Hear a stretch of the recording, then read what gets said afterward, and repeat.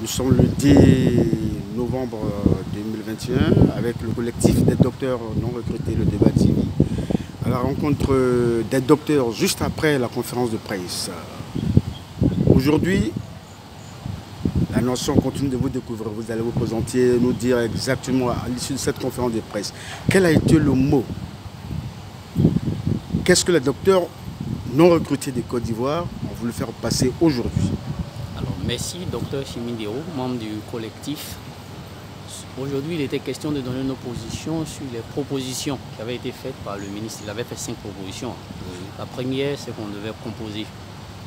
Maintenant, on devait composer à l'écrit et faire des orales. Nous avons dit que ce n'était pas un critère de transparence, donc nous ne pensions pas pour cette proposition. La seconde, il a dit qu'il allait recruter 450, je crois, en janvier ou en mars. On a dit que ce n'était pas suffisant, vu le nombre que nous sommes. La troisième, le ministre nous avait dit d'entreprendre. On lui a dit que bon, ce n'était pas notre vocation, hein, voilà, qu'on nous donne des garanties. Est-ce que l'État était prêt à donner au moins 80 millions à chaque docteur, si ce n'était pas le cas. Les docteurs non recrutés ont estimé que comme il est ministre et qu'il enseigne à l'université, vu ses 2 salaires, il pourrait leur donner l'exemple en démissionnant et en s'installant à son propre compte, ça allait plus les motiver. Le 4e exemple, je pense que c'est par rapport à l'enseignement au privé. Notre ministre nous a demandé d'enseigner au privé. On lui a dit que c'était difficile pour nous de le faire parce que là-bas, les conditions n'étaient pas rétablies. Je pense que voici un peu les grandes lignes que nous avons données. Suite à cela, on a informé la communauté nationale et internationale que nos mouvements continuaient, on continuait d'échanger, voilà, on continuait d'échanger. Que nous attendions aussi toujours la liste que nous avons demandé au ministère par rapport aux admis.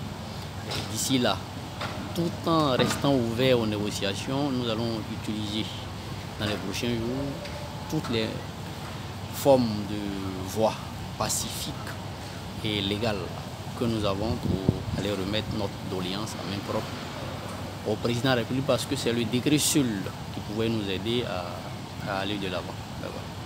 Que peut proposer selon vous ce décret-là? Il doit contenir quoi? Oui, ce décret, c'est de permettre l'intégration systématique de tous ces docteurs-là, comme ça a été fait au Maroc, en Tunisie et au Cameroun. Voilà. Et nous avons foi que le président de la République, son Excellence Dr Alassane Ouattara, qui sait les souffrances qu'on endure pour faire un doctorat en Afrique, lorsqu'il serait informé, il va prendre cette mesure. Et ce décret, nous serons enfin libres. Ben voilà. Mais vous avez échangé la semaine dernière avec le ministre. Vous n'avez pas pu vous accorder? Nous l'avons dit hein, au début de l'échange avec le ministre. On nous avait dit qu'il devait avoir d'abord des civilités et puis après cela, on allait se retrouver pour échanger loin des caméras.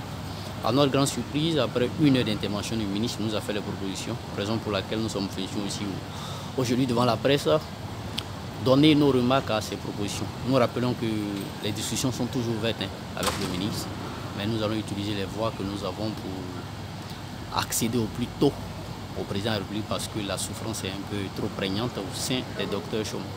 Alors, le ministre aussi, à l'issue de cette rencontre, avait demandé, il avait dit qu'il attendait vos propositions. Vous les avez transmises ou bien vous le ferez maintenant? Nous allons analyser. Hein. Je dis toujours que la voie de la négociation est ouverte. Voilà. C'est une voie. On peut aller le voir comme on peut utiliser une autre voie pour avoir accès au président. Tout compte fait, nous sommes toujours en contact avec le ministre. Nous allons utiliser tous les moyens pour que l'essentiel, c'est le décret. Voilà. Nous, notre objectif, ce n'est pas le ministre. Hein.